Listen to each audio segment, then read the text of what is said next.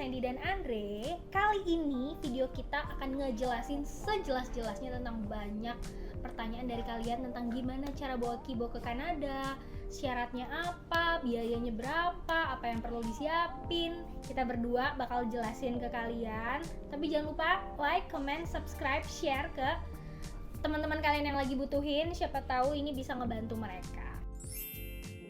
Pertama, yang sebelum keberangkatan kita harus ngecek dulu nih syarat-syarat untuk masuk ke negara tujuan kita apa. Dalam case kita di Kanada, semua informasinya tuh lengkap banget, bisa kita lihat di websitenya mereka, canada.ca. Dan ternyata salah satu hal yang wajib yang harus kita siapkan itu adalah vaksin rabies. Karena kebetulan Indonesia red zone-nya rabies, jadi syarat paling mutlak dan wajib ke sana itu adalah surat vaksin bebas dari rabies. Itu sih harus disiapin dari jauh-jauh hari. Terus kalau tato atau microchip gitu perlu nggak sih?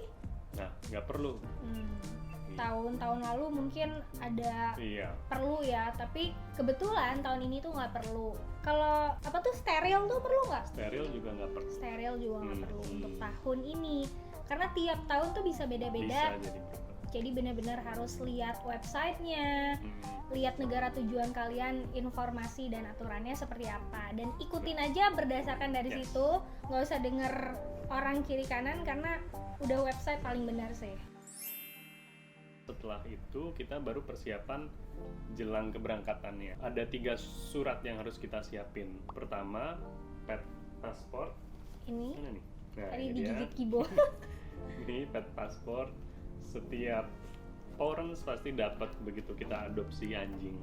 Ini tuh berisi tentang riwayat vaksin dan juga tindakan-tindakan medis lainnya yang membuktikan bahwa salah satunya Kibo juga pernah divaksin rabies. Ini penting banget. Ya. Jangan sampai hilang, jangan sampai digigit anjing kita sendiri. Ini penting banget gitu. Yes. Lalu surat yang kedua namanya surat rekomendasi pengeluaran. Nah, itu kita dapetin dari dinas terkait dan harus diurus sesuai dengan KTP kita. Kebetulan KTP kita dari Bandung. Untuk bisa ngurus itu, semuanya kita harus ke Bandung. Dan kita juga sempat cari informasi, sebenarnya dinas apa sih yang ngurusin surat pengeluaran anjing, karena tiap kota itu beda-beda namanya, dinas yang membawahinya. Kalau di Bandung namanya Dinas Ketahanan Pangan dan Peternakan. Itu ada di Jalan Arjuna.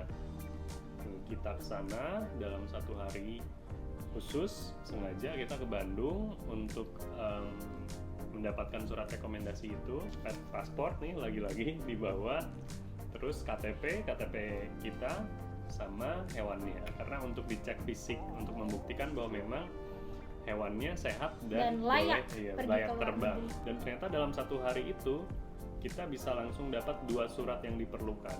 1 surat rekomendasi pengeluaran dan 1 lagi sertifikasi dari pet yang ada di situ yang diperlukan untuk nantinya dibikinkan surat ekspor. Dibuatkan surat ekspor. Iya, udah gitu.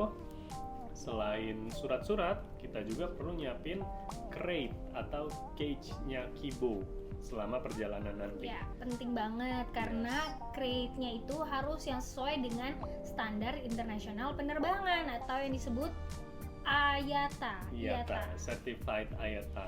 Setelah kita browsing juga, ada 1 merek yang memang memenuhi sertifikasi tersebut. Mereknya kita dapat itu Scudo. Yes. Dan Scudo pun size-nya ada beda-beda, dari mulai anjing yang kecil sampai anjing besar ada. Tergantung dari dimensi anjing kalian. Makanya penting banget untuk diukur anjing kalian ini dimensinya, panjang, lebar, tingginya seperti apa. Terus cari aja di website Scudo-nya. Kalau kita mereknya Scudo, di website itu yang paling cocok adalah Scudo level 4. Iya.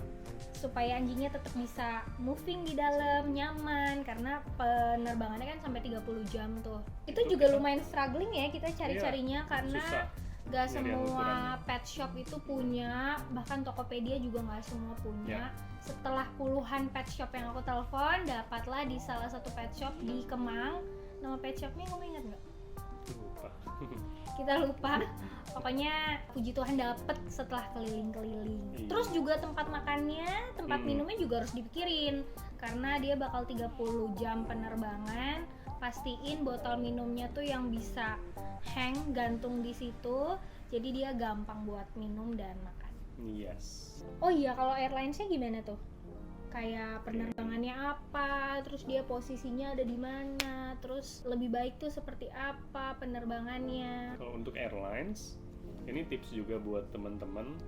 Jadi pastiin dulu di tanggal kita berangkat itu ada nggak sih alokasi untuk pet. Kita harus benar-benar telepon Yeah. dari pihak maskapainya, tanggal yang kita assign itu ada atau enggak. Yeah. Kalau misalnya nggak ada, dia bakal minta kita untuk ganti tanggal segini sampai ketemu di tengah tuh. Itu waktu Turkish seperti itu.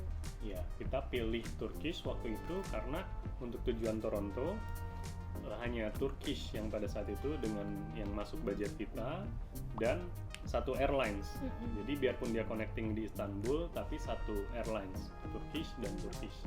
Sementara untuk opsi lain itu kebanyakan pindah airlines. Jadi kalau pindah airlines itu kita harus ngatur lagi, Lebih ribet lagi, ribet. lebih banyak yang mesti diurus. Jadi Ya. menurut kita mendingan kalian pakai satu airlines aja. Ya, lalu syarat masuk pesawat itu sebetulnya ada 2. Kalau bobot anjing plus cage-nya kurang dari 8 kilo dan dimensinya itu kecil, kita bisa bawa dia di dalam kabin. Walaupun aturannya sebetulnya dia harus tetap di dalam kandangnya.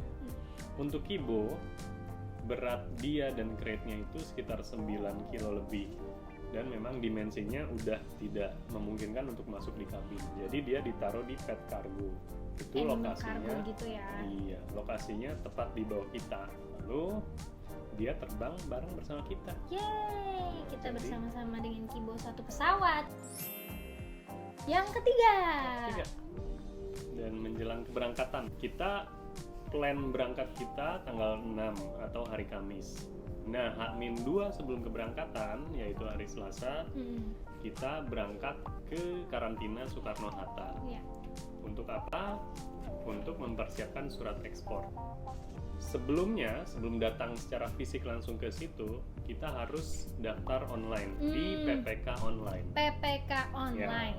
Yes. Jadi dari surat-surat yang tadi kita dapatin, ada 3 surat tersebut, kita daftarin, kita upload dulu supaya nanti kita bisa dapat invitations untuk datang di H-2 tersebut. Right. Nah, saat daftar tersebut kita harus udah tahu detail penerbangannya, terus mau transit di mana, kalau ada transit. Di case kita waktu itu kita ke Turki. Jadi kita harus registrasi dulu nomor pesawatnya berapa, dari Soekarno-Hatta ke Turkinya nomor penerbangannya berapa, lalu dari Turki ke Kanadanya pun nomor penerbangannya apa, lalu pelabuhan yang dituju, portnya tuh apa, harus sudah tahu. Berangkat dari mana sampai mana ya harus sudah tahu. Jadi pastiin, siapin detailnya, detail penerbangan dan surat-surat tersebut, baru kita daftar ke PPK online. Ya. H-2 kita datang secara fisik, membawa surat-surat tersebut. Waktu itu kita datang jam 10 pagi, sekaligus membawa hewannya juga, supaya dicek fisik lagi. Nggak lama, sekitar sejam, kibonya dicek secara fisik, lalu dinyatakan sehat dan memang layak terbang. Udah deh, kita tunggu sekitar 4 jam ya. Ya. Nah, ini penting Lama banget. banget sih sebenarnya. Iya, harus. Karena yang diurusin gak cuma pet kita aja, tapi juga tumbuhan yang akan Yes. masuk atau keluar, juga ekspor hewan-hewan yang banyak, domba itu juga ada di situ. Jadi Iya. harus siapin waktu banget karena kita nggak pernah tahu itu selesainya kapan. Apalagi kalau mau urus sendiri ya. Ya, Iya. kita tuh bener-bener disclaimer, kita bener-bener urus dari nol sampai Kibo terbang. Kalau pakai agent mah enggak, karena mereka ngurusin banget sampai kamu juga cuma terima jadi aja. Tapi karena kita punya waktu, kita mau urusin sendiri dan juga lebih hemat sebenarnya. Dan setelah nunggu 4 atau hampir 5 jam waktu itu, jadilah ekspor papernya Kibo. Bayarnya berapa tuh? Cuma Bayar cuma Rp15.000. Surat kan, Kibo? Iya, oh Kibo mau lihat Nah, suratnya. suratnya, lihat suratnya nih. Dah. Iya, Kibo ya. Jadilah surat ekspor paper seperti ini. ini bangga banget dapetin sendiri. Berjeri payah sendiri lah ya. Selanjutnya tiba di hari keberangkatan yang harus kita siapin pet pasport harus selalu kita bawa tetap sama surat ekspor yang tadi kita udah urus yang 2 hari sebelumnya kita udah dapetin dari karantina Soekarno-Hatta. Itu juga pengalaman yang luar biasa sih pas ngebawa Kibo ke dalam Soekarno-Hatta karena itu diliatin orang. Itu juga rasanya aku baru pertama kali ngelihat ada hewan di dalam bandara gitu, yaitu hewanku sendiri. Jadi kita masuk, surat itu dicek pertama kali waktu kita begitu masuk. Waktu kita masuk yang cek barang itu, masukin kan ke X-ray, kita cukup perlu kasih lihat ini surat izin pengeluaran dan juga pet pasportnya. Setelah itu ternyata boleh masuk ya. Melenggang bersama kita, Kibo bisa pergi bersama kita, terus tinggal check-in ke tiketnya. Dan di proses check-in itu lumayan lama. Jadi kalau misal kalian terbang bersama pet, tolong ya kasih jarak 1 atau 2 jam tambahan lagi untuk check-in ya, karena proses check-innya bakal lama lebih banget. Iya, bakal lebih lama. Setelah check-in barang, barulah kita masukin Kibo, ditimbang. Setelah ditimbang, dicek juga surat-surat yang tadi itu, surat-surat ekspornya lengkap. Habis itu kita bayarlah excess baggage. Nah, untuk pet ini kita tidak perlu beli tiket, tapi kita dikenakan excess baggage. Kibo kita harus spend untuk tujuan Toronto, Kanada itu sebesar $500 atau sekitar 7,1 juta dibayar cash pada saat check-in waktu itu.